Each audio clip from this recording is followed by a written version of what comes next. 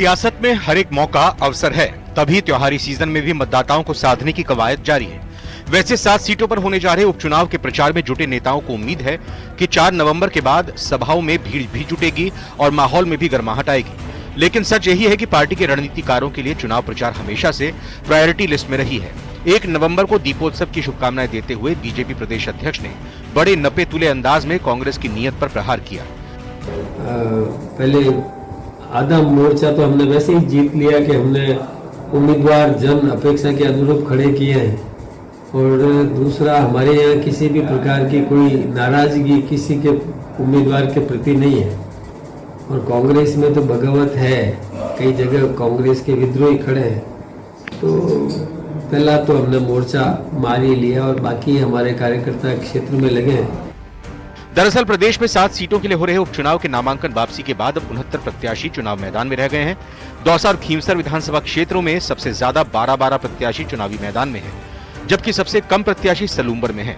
वहां सिर्फ 6 प्रत्याशी हैं, लेकिन 4 सीटों पर सभी की निगाहें टिकी हुई हैं। दौसा, देवली उनियारा, खींवसर और 84 सीट पर दिग्गजों की प्रतिष्ठा दांव पर लगी है। इन सीटों पर विधायकों के सांसद बनने पर उपचुनाव हो रहे हैं। खास बात यह है कि इनमें से एक भी सीट बीजेपी के पास नहीं थी, लेकिन इस बार बीजेपी अपनी जीत को लेकर पूरी तरह से आश्वस्त नजर आ रही है।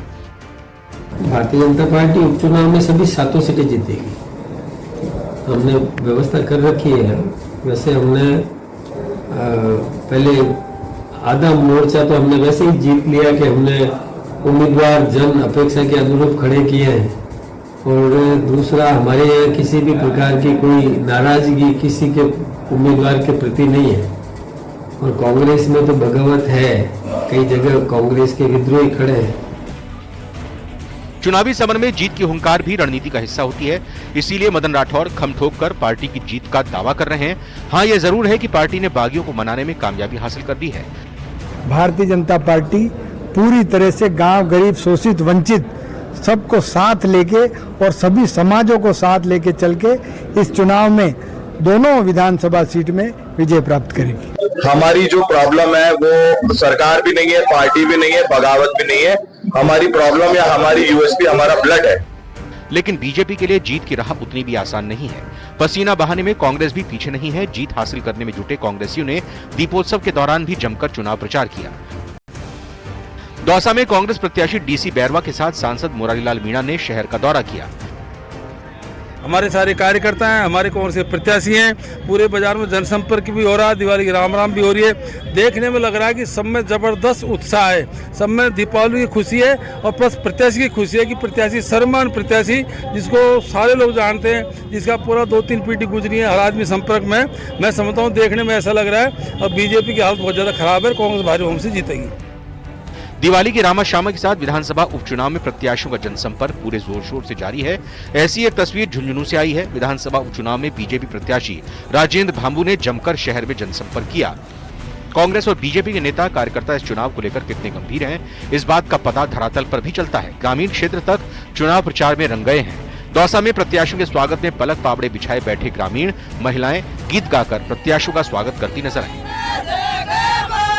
उपचुनाव के प्रचार के दौरान अलग अलग तरीके के चुनावी रंग देखने को मिल रही हैं, जहां ग्रामीण क्षेत्रों में महिलाएं एक तरीके से उत्सव जैसा माहौल नजर आ रहा है। महिलाएं गीत गाती हुई नजर आ रही है। हम ये यहाँ पर एक देलाड़ी गांव है, यहाँ पर ये महिलाएं काफी गीत गा रही हैं। किस प्रकार का गीत गा रही हैं, हम इनसे बात कर लेते हैं। कैसे गीत गा रही हो, क्या कौन से गीत गाते हो, गा के बताओ एक बार।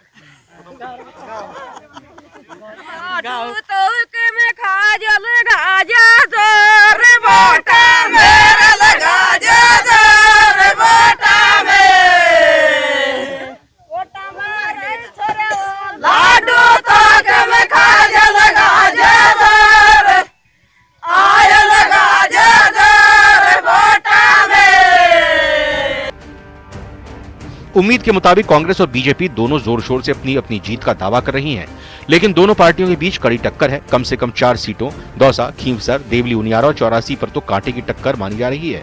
उपचुनाव की सबसे हॉट सीट दौसा मानी जा रही है। यहां से कृषि मंत्री किरोड़ी लाल मीणा के भाई जगमोहन मीणा को बीजेपी ने अपना उम्मीदवार बनाया है। माना जा रहा है कि पार्टी ने किरोड़ी की नाराजगी दूर करने के लिए उनके भाई पर दांव खेला है। बेशक ये सीट किरोड़ी लाल का गढ़ मानी जाती है, लेकिन एक सच ये भी है कि दौसा सचिन पायलट की भी कर्मभूमि रही है। सचिन पायलट के पिता दौसा से 5 बार सांसद रहे। राजस्थान विधानसभा चुनाव के उपचुनाव के इस समर में अगर देखा जाए तो खीवसर सीट के ऊपर आरएलपी के प्रमुख सांसद हनुमान बेनीवाल की प्रतिष्ठा दांव पर है।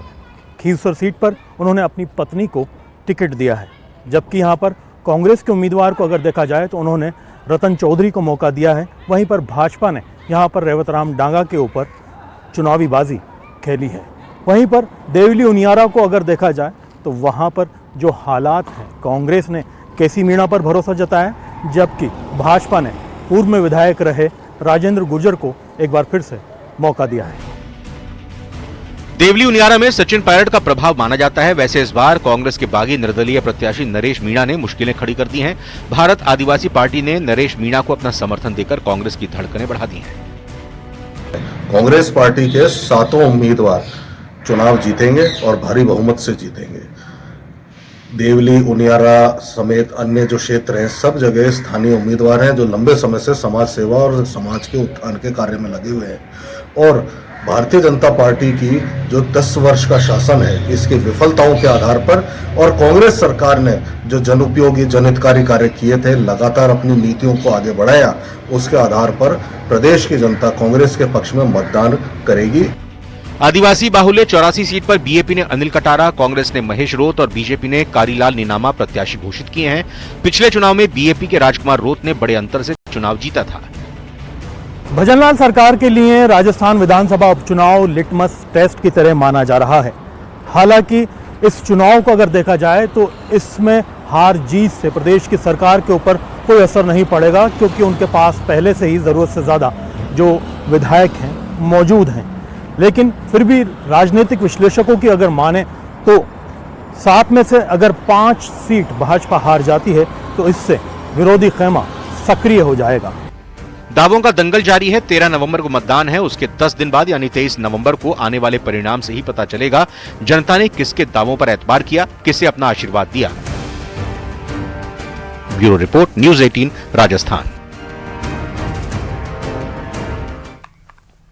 और अब बात उपचुनाव के दंगल की करेंगे। 7 सीटों पर उपचुनाव और आपको बता दें कि अब प्रचार जो है तेज होगा। आज से कांग्रेस नेताओं की सभाएं शुरू होंगी। तो बताते चलें कि 13 नवंबर को 7 सीटों पर उपचुनाव, और उसको लेकर इस वक्त की बड़ी खबर यही है कि आज से कांग्रेस नेताओं की सभाएं शुरू होने वाली है, जिसमें गोविंद सिंह डोटासरा और टीकाराम जूली प्रचार करेंगे। वहीं अशोक गहलोत और सचिन पायलट भी प्रचार करेंगे। तो 11 नवंबर तक लगातार जो है जनसभाएं भी होनी है। ये बड़ी जानकारी आपको दे रहे हैं। 7 सीटों पर उपचुनाव होना और तस्वीरें हमने देखी कि तमाम राजनीतिक दल एड़ी चोटी का जोर लगाते हुए प्रचार प्रसार जो है तेज कर दिया गया है। लेकिन आज से जो है कांग्रेस नेताओं की सभाएं भी शुरू होने जा रही है। ये बड़ी अपडेट आपको दे रहा है। गोविंद सिंह डोटासरा और टीकाराम जूली प्रचार करेंगे। अशोक गहलोत और सचिन पायलट भी चुनाव प्रचार प्रसार करेंगे। 11 नवंबर तक लगातार जनसभाएं होने जा रही है। तो कांग्रेस पूरा दमखम दिखाएगी 7 सीटों को अपने पाले में करने के लिए, और ये बड़ी खबर है। हालांकि कयास बहुत थे कि इस बार गठबंधन किया जाए, लेकिन इस बार उपचुनाव बेहद ही दिलचस्प इसलिए है 7 सीटों पर क्योंकि सभी पार्टियां, चाहे वो कांग्रेस हो, चाहे वो बीजेपी हो, चाहे वो बाप हो, चाहे वो आरएलपी हो, किसी का भी किसी से कोई गठबंधन नहीं है। सभी पार्टियां चुनावी मैदान में अकेले अपने दम पर चुनाव लड़ने वाली है। और इस बीच भरतपुर से